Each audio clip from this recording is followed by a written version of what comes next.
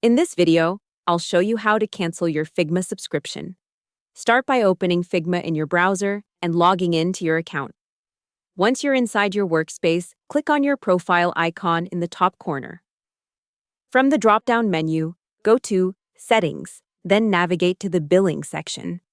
This is where you can manage your subscription details. In the billing page, look for your current plan. You should see an option to cancel or downgrade your subscription. Click on Cancel Subscription or Downgrade Plan. Then follow the prompts to confirm your cancellation. Make sure to review any notes about billing cycles, as your subscription may remain active until the end of the current billing period. Once confirmed, your plan will be canceled and your account will switch based on Figma's free or lower tier plan. And that's it. You've successfully canceled your Figma subscription. Hope the tutorial was helpful. Subscribe to my channel and see you in the next video.